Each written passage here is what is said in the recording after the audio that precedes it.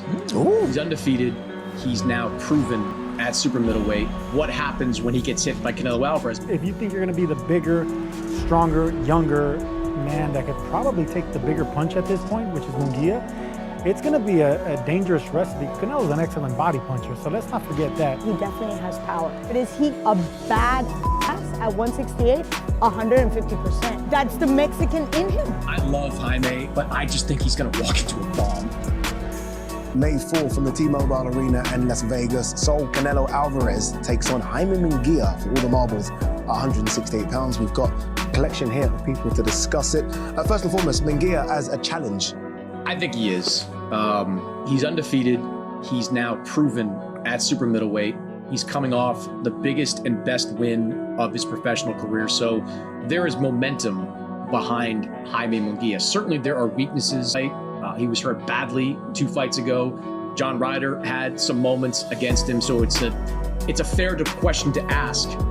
What happens when he gets hit by... Where do you think Canelo is? If that was Canelo at 100, where's Canelo as we approach May 4th? I remember that conversation we had, and we had yet been able to prove the type of boxer, not brawler, that Canelo was. We realized that perhaps he's not the finest tuned boxing machine, but he definitely has power.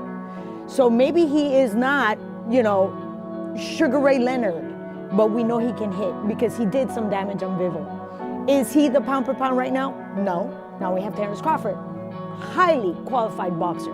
Yet, let's put Gennady versus Canelo and then John Ryder versus Canelo. Not the same guy at all. Look, there are 2 things that have changed in Canelo over the last 3 years. Offensively, at his peak, he was a 5-6 punch combination guy. Like, he landed a lot of shots and he buried guys that way. Now, he's more one. I remember having this conversation with Bivol.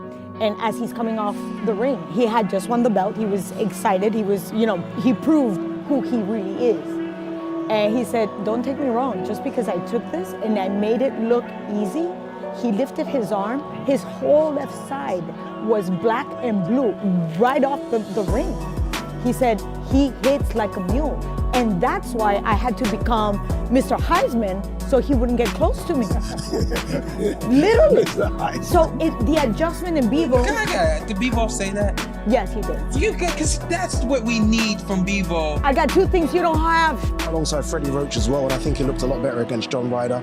And I spoke to John about it, and John was surprised about just how hard he hits. I guess, again, this is a guy coming up from 154 who's kind of moved up the weights naturally.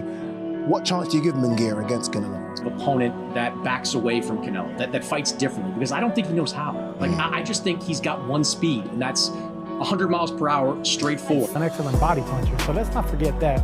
So I think he breaks him down here, wears him down, outclasses a younger, stronger fighter. In this fight for several years in his head. Like, Canelo is the one that I'm aiming for, whereas Canelo's only wanted this fight for the last 2 months. I can almost picture that young guy having this target